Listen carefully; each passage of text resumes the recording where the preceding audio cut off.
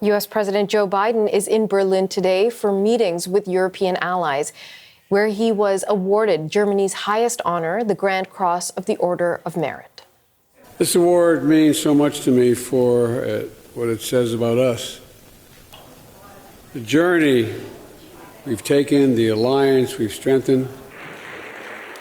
Biden was presented the award by Germany's president, who said it's for Biden's decades-long commitment to transatlantic alliance and for his lasting moral example of service, sincerity, and decency. Biden also met with the German chancellor. Reporter Abby Kuathasan is in Berlin, just outside the chancellery. Abby, what has unfolded so far?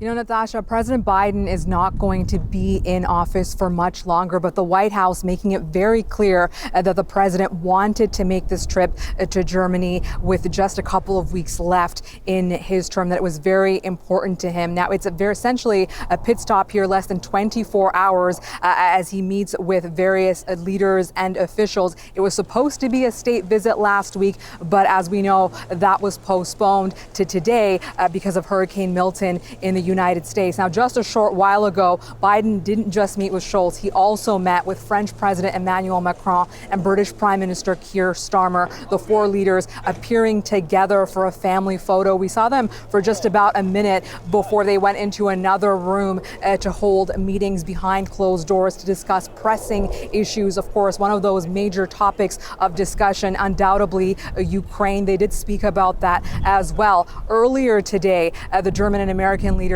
gave joint press statements where they talked about ongoing support for Ukraine, which is, of course, a major topic of discussion, not only here in Canada and in the United States as well. Scholz thanked Biden for 3 years of trust. He said he doesn't take that trust for granted.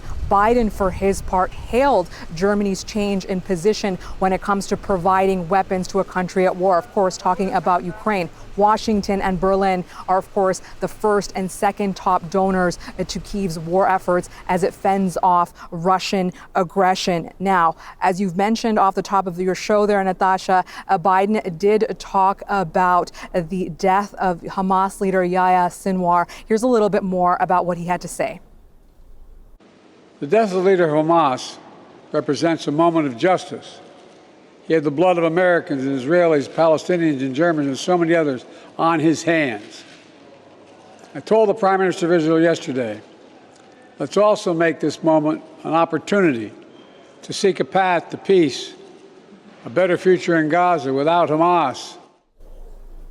Now, of course, this show of transatlantic unity, a major theme of today's visit to Berlin, but it does raise the question, how long can this unity last, particularly if a Donald Trump retakes the White House in November? Trump, of course, has disparaged NATO in the past. He's also cast some doubt on whether he, as the U.S. president, would continue to provide steadfast support for Kyiv's efforts in its war against Russian aggression. So all of this, a major concern here on the European continent. Biden can't change any of that. What he can do today is sell it to the American people that these are strong allies, 3 of them standing next to him, that this are important partnerships for Washington to have, and he hopes that it continues, of course, under his successor, who he hopes is Kamala Harris.